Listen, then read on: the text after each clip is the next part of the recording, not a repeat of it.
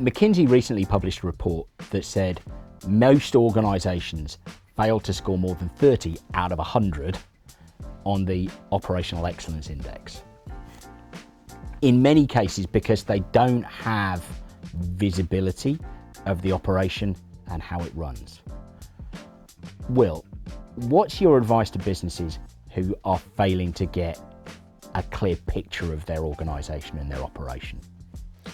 It is critical to understand the work that's being executed more than it is to understand how the work is being executed. And it sounds really obvious. Most CEOs and most businesses would like to think they know it is what their business does, but the reality is they don't. They know what their business outputs. And there's a subtle difference between what your business outputs and what your business does.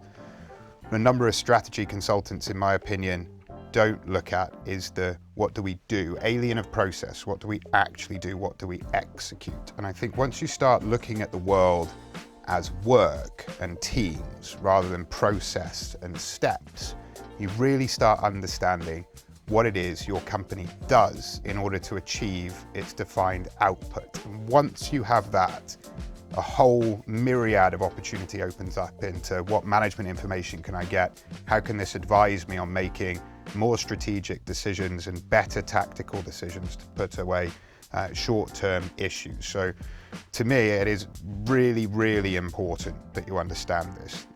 Quite often the challenge one faces when you speak to a CFO saying, now this obviously requires some level of investment, is, well, what return do I get directly from that investment?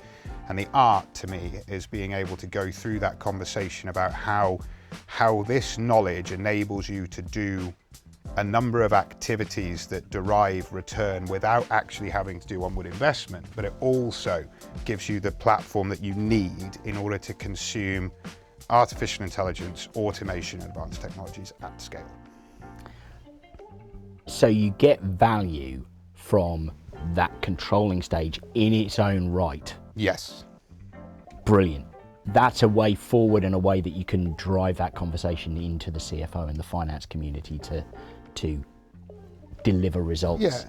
And progressively. And you see this, I mean, one of the challenges in business is, of course, I'm a practitioner, you know my background, I've grown up through this by actually doing it and executing it. But when you speak to boards and leadership, they quite often have a distaste towards academic argument, but academic argument can be really important. Hawthorne's effect is a very real effect. The fact that you measure something increases the output of that something by the very measure of looking at it. Well, why then don't people translate that into, if I actually understand and measure the work that's going on in my business, I get an inherent increase in performance by taking that action. It's just very hard to quantify. And I think a lot of businesses want to say, okay, I'm going to spend $10 inside 12 months. Am I going to get $11 back? Yes or no? And when you say you should, they go yes or no. And sometimes you have to be a bit brave and say yes and see what happens, right? But I guess, Will, there's also a question of pace here. Yes. In terms of if you're going to get something and it's going to take 12 or 18 months, that's a long way to wait until you start seeing evidence of control. I'm presuming the timescales of the conversation you're in, people are looking for answers a lot more quickly than that. Yeah, and I think this is both a great opportunity and a threat towards the scaling of AI. AI in its individual space and all associated pieces around orchestration, MI, control over your processes, have the ability to derive value rapidly in the short term inside a lab, inside a pilot, inside a small deployment. But a scaled deployment is going to take a considerable amount more time, but return a great deal more for your investment. No one in their right mind would expect you to do an Oracle or SAP implementation inside 12 months and pay it all back at the same time and make it self-funding. Why is it? Because we're suddenly saying, oh, it's AI, that speaking of realistic returns for highly complex elements into a 1 to 2 year period is suddenly not acceptable. I find that quite interesting. Now, some businesses are more realistic in saying, right, if I'm doing a genuine transformation, it's going to take time, but certainly the innovation capabilities, the lab capabilities, the pilot capabilities, they would expect to see the return inside 12 months. And it's very realistic to do that in many cases, but sometimes it's at the cost of the bigger picture. Yeah. I think that getting value in that first stage, getting value at every stage of the journey, so getting value at that control stage is really important. And actually, Kiran, you are going through that journey, and it's often quite difficult for boards to understand that quite a lot of their business might be being delivered from individual mailboxes and tracking spreadsheets and endless staff goodwill. Firstly, why do you think this persists, Kiran? And then you are changing it at Vistra. How are you going about doing that? Yeah, and I think I relate to what Will just said. We literally could see value in a matter of 8 weeks when we gave the operational managers the insight of what work is happening and who is doing it, just by the virtue of that.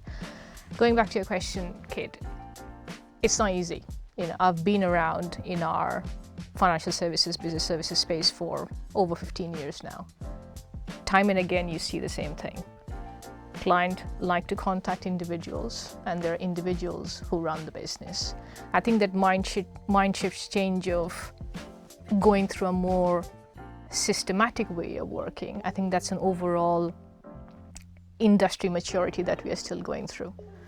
Think about it. When you need something, you call your accountant or you email your accountant.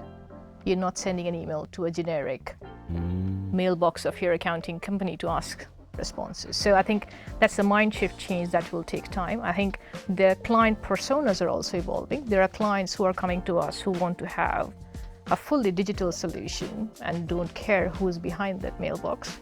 And there are clients who genuinely want to have that white glove service. So we are also in that managing that paradox of different consumer needs. We started from individual mailboxes, changing client habits, changing habits of our colleagues to get to the point of understanding what Will said. Where is the work? Who is doing the work? And then get to what the business outputs are. It is tough. When we started our journey, there were quite a bit of rigorous changing of habits that was required as a part of the process. Getting in place client mailbox where everything comes in one place and is connected into an AI-enabled email triage solution so that there's no human intervention anymore. Getting to changing habits of when you come into work, you open your system to look at work is in your queue, or not having to go through hundreds of emails to figure out what do I need to do today. Those are very fundamental human change and behavior change. Requires a lot of change management. It's not easy.